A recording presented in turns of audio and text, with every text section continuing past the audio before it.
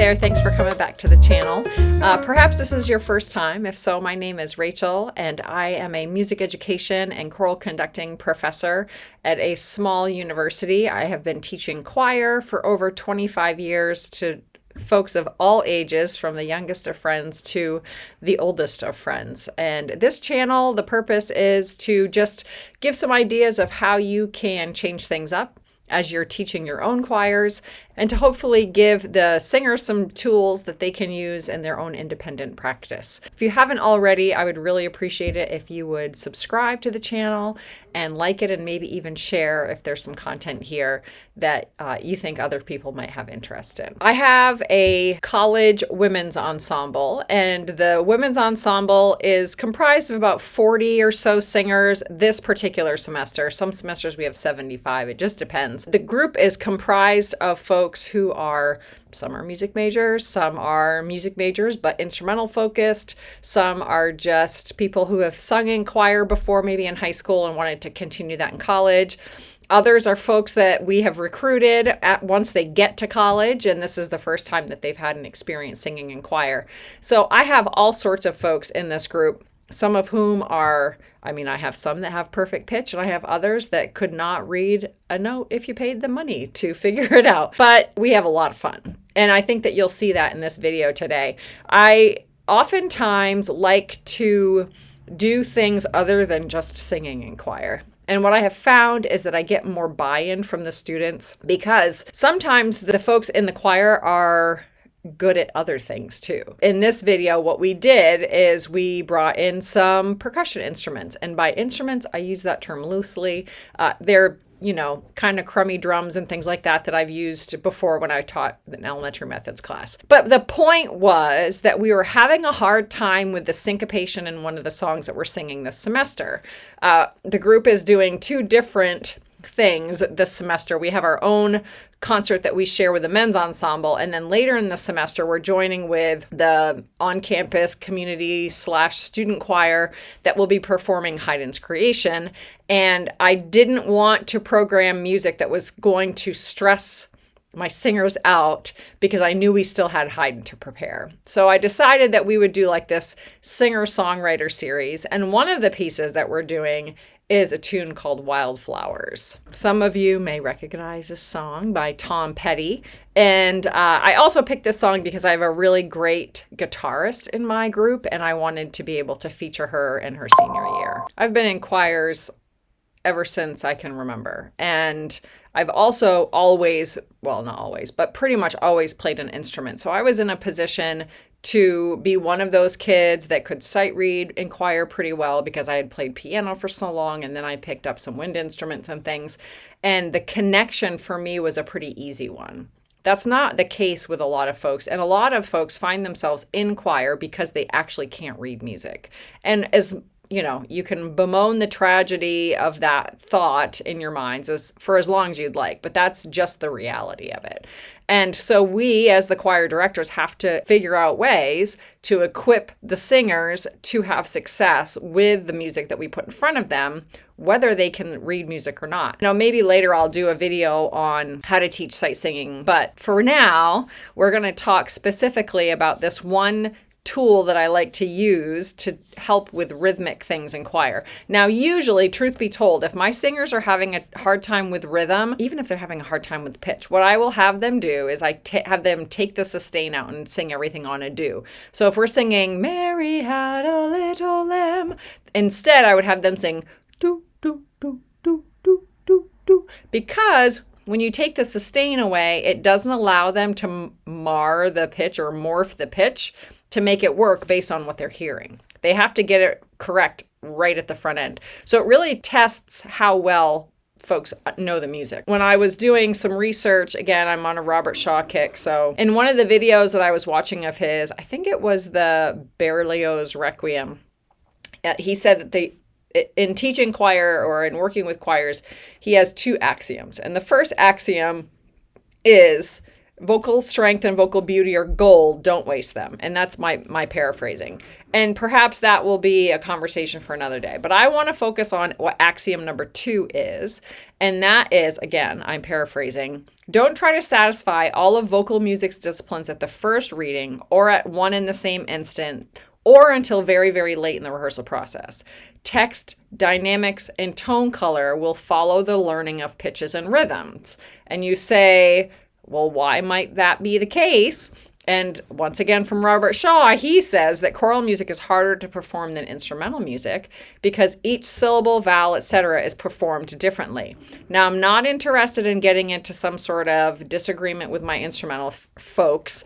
I was an instrumentalist back in the olden days. Also, I still play piano, at least I really try. What that says is that it's not saying that one is better than the other. He's just saying that as a singer, it is a little more challenging to perform music because we don't have the same mechanism that instrumentalists have. So just to throw some facts out there so that we don't think I'm just making stuff up.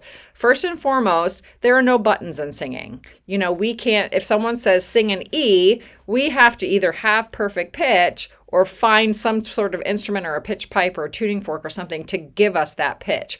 Whereas a trumpet player, clarinet player can just press the buttons and make the sound. And I know there's these different registers and blah, blah, blah. I was a trombone player. I get it. Just accept there are no buttons in singing, okay? But there are words in singing. So we have no buttons, but we also have to sing words at the same time as we're not pressing our buttons, but singing correct pitches and correct rhythms, by the way. And the other thing that can be hard, especially for younger singers, is that in choir, we're usually working with mostly one timbre. The voices sound similar enough that sometimes it's hard to differentiate our part from another one, especially when we're having to decode what pitch we're singing, what rhythm we're singing, what words we're singing. So performing notes, rhythms, text, and all the musicality stuff simultaneous is too much. It's too much to ask of singers unless they are professional singers. They're using their own physiology, meaning you're using our own vocal mechanism, our own bodies to approximate every pitch presented in a score. Every vowel has to be unified. Every consonant has to be produced and released in coordination with everybody else in the choir. So even consider, we've got 200 people in the choir. Yes, it's easier to kind of mask things, but it will sound mushy, right? Another word that Robert Shaw used is that choirs can sound gluey. And that's by and large because, again, here I go again with my vertical alignment, but the rhythms aren't lining up the way they need to. So let's talk a little bit about the fact, or rather, let's dispel the myth that choirs cannot read rhythm. What do we do? Well, teach one thing at a time. One thing at a time. And remember, going back to what Robert Shaw said, he suggests teaching pitch and rhythm at the same time. I like to start with rhythm. There's less to decode with our physicality with rhythm. So what I decided to do with this piece is take all of the sustain out, and I thought that the best way to do that would be to do just rhythm. So you'll see in some clips from my rehearsal on Monday night what we did and how it worked. I hope that you might consider trying this as well. In this first video, everybody had an instrument. We had already warmed up, and I said, you're just going to play the rhythm of your part for a given amount of time. So here we go. 1.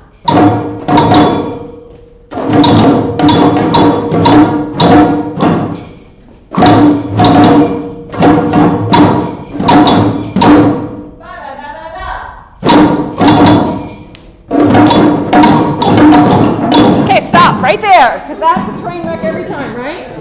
You can hear right at the end of this clip, you could see that I had started to go for another drum because I could tell that we needed the steady pulse somewhere.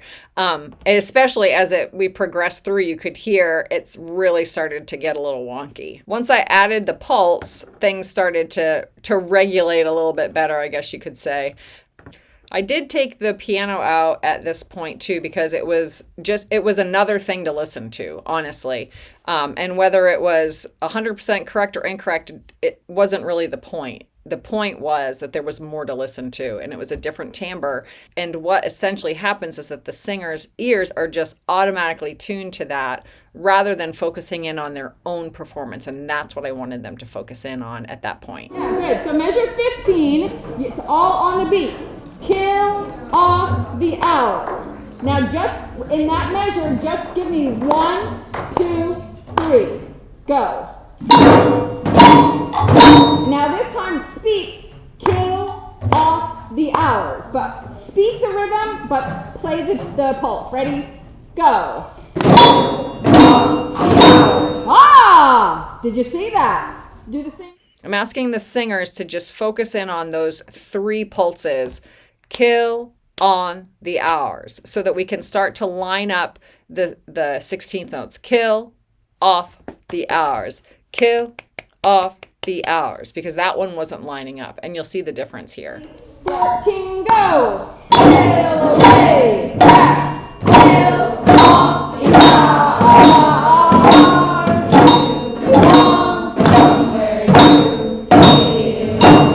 Yeah, nice.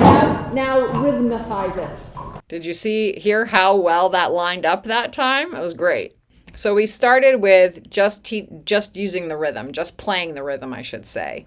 And you can see I've got an example here of what it looks like. It's very much aligned vertically, which made this process that much more useful because, again, the more activity that's happening in the different voices, the harder it is to hear if it's accurate for the conductor, but it's also easier for the singer to hide behind what's happening. One thing I want to point out is here in this bottom line, you can see that there are some ties with sustain. That did cause us a little bit of an issue, and you'll hear that here. Here we go. Ready? Everybody singing only on an A. Ready? A and go.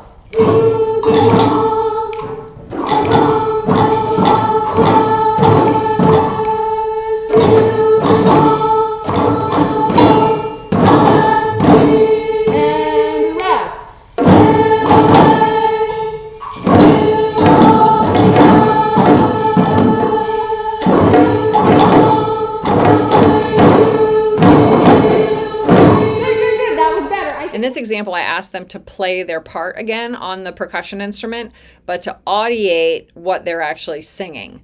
And that makes a big difference. There's a lot of research that backs up the importance of allowing our singers, players, whatever, to just hear the music inside their head, that they're actually more apt to be accurate when they actually produce the sound itself, if we give them time and space to audiate first.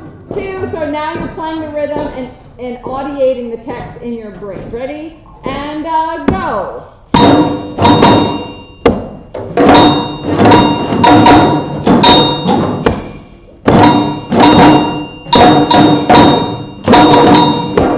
Yeah, you feel. And here the sopranos have a different part than the other 2 parts, so I've isolated them, which is the next step in the process. 3, sopranos only, right there, you feel. Soprano ones only, ready, and go. Yeah. I eventually moved the singers to singing a single pitch and playing their rhythm at the same time. Again, going back, we don't want to give them rhythm, pitch, text, all of it at the same time. I'm still just doing... Well, excuse me, I'm doing rhythm and text mainly because the rhythm and the text allied so closely that the text is declaimed exactly how you would speak it. There's not a lot of extra notes except for at the end of this phrase. And I wanted them to sing the single pitch because they were getting a little too grumbly with speaking the text. And that's not a good transference of skills from speaking to singing. It's better to just have them sing a single pitch. My singers are used to me asking them to do this. This is something that we do pretty frequently. I would encourage you to do the same with your choirs. Instead of having them speak things, have them sing them on a single pitch. And 1, 2,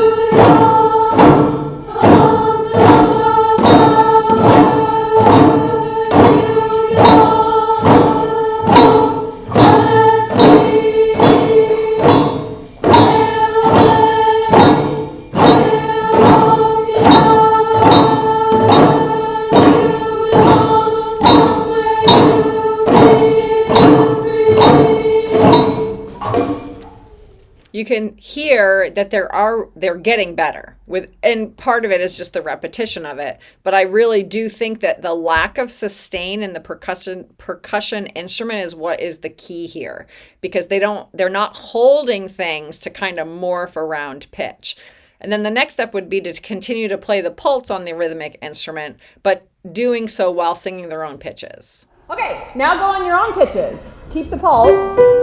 Keep the pulse. 1, 2, ready, and go.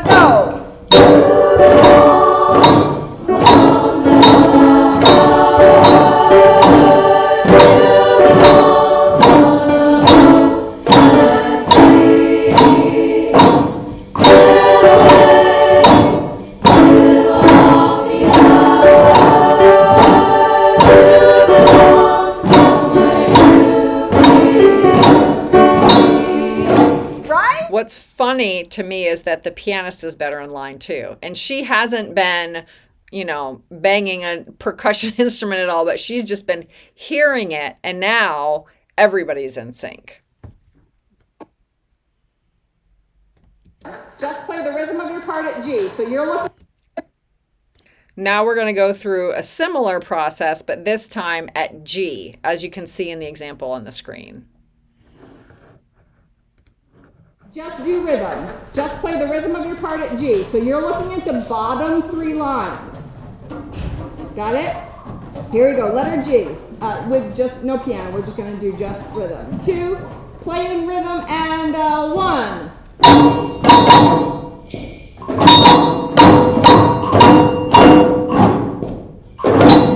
Good. 4.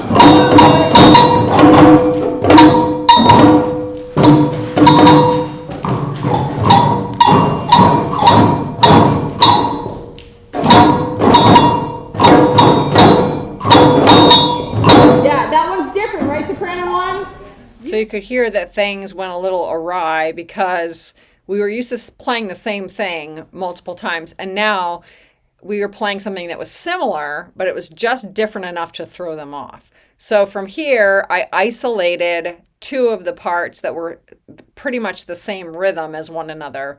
And I did that so that they could hear what to listen for there, that there were some parts that were similar, but some parts that were different. Altos and soprano 2s at measure 63. That's last measure 5. Just rhythm there. Ready, and go. Somewhere over E, E, A.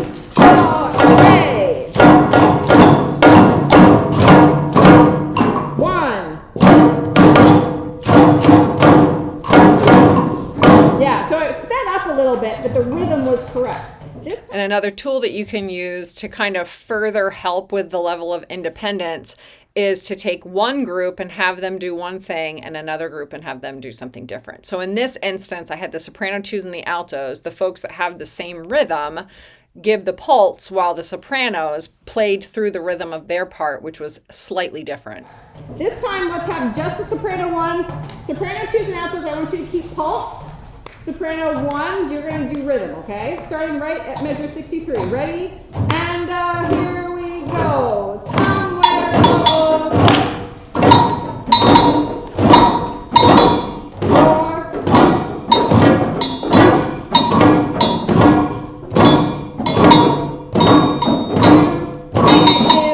3. Yeah. Now let's put it on a single pitch, a letter on an A at 63.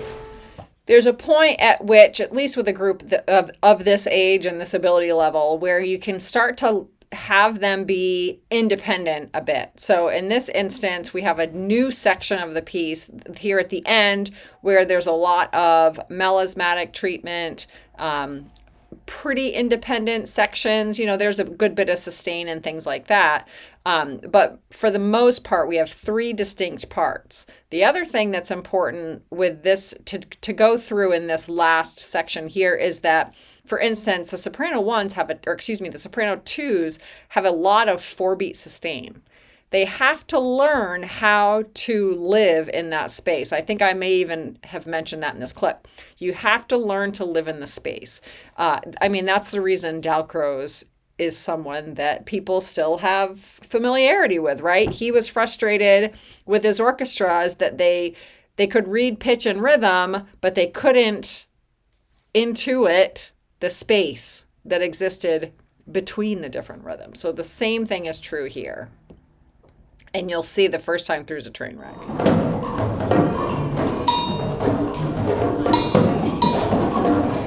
Okay, here we go. What beat do you come in on the top of page 7? 2. Ellie gets the winner. You have nothing for you. You have my joy and my love. Here we go. 8. 3 and a 4 and a 1. 1 and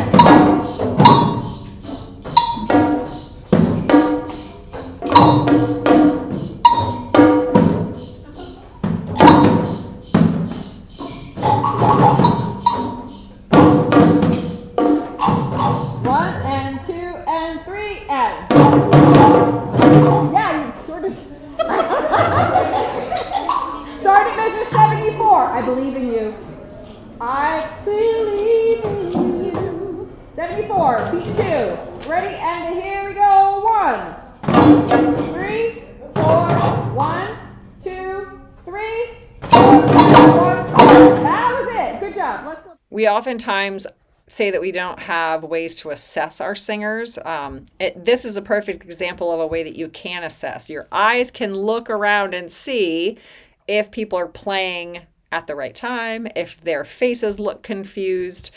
Because you're listening for rhythmic things in particular, it gives you a bit more freedom to look around the room and make some assessments of how the singers are dealing with the rhythm, especially, or how the singers are dealing with the rhythm in this particular case.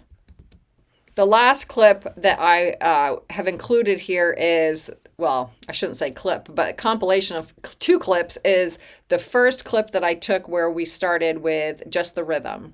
And then I included at the end the recording of their performance of sections of the piece at the end of rehearsal. And I think what stood out to me was that they were kind of proud of themselves. And like, not from a, we're so great, but it was more from the perspective of, wow, that actually worked. And that's something that I could probably do on my own.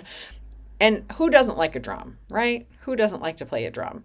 I think that if you choose to incorporate something like this in your choir situation, you don't have to have access to rhythmic instruments to do this. You can use, some people could stomp, some people could pat their lap, some people could snap. There are a lot of different things that you could do. You could use found sounds around the room, and you could even create like little octets or something like that, and they could do little mini performances for one another. There's a lot of ways that we can use this idea to teach rhythm, to teach the content, but also to allow them to interact with something other than just the voice. A lot of us are working with musical season. I'm not anymore, but I used to work in musical season, and they would be tired. Their voices were tired.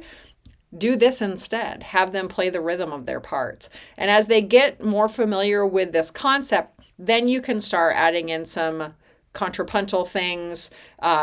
You could even have them start writing their own rhythmic accompaniments to things. There's a lot of ways that you can take this simple idea and move it forward, do something different with it. Now, I know I'm going to get a little bit of pushback. Well, I don't know if I will, because nobody comments on my videos. Comment, ask me a question. If people were to comment, I know one of the things that folks might say is, well, this is all well and good, but how do you get them to read the rhythms in the first place?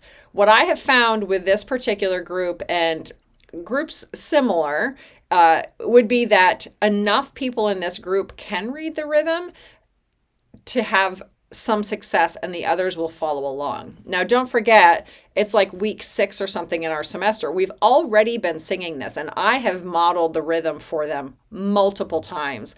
We have sung the rhythm in different ways. So they have experienced the rhythm before. I'm using this tool, this strategy, as a fine-tuning mechanism. We already pretty much know the pitches and kind of the rhythm, sort of, but it wasn't precise. And that's what I needed it to be. That's what I wanted it to be. To me, that is what would make an accurate performance. So that's what we did with this piece.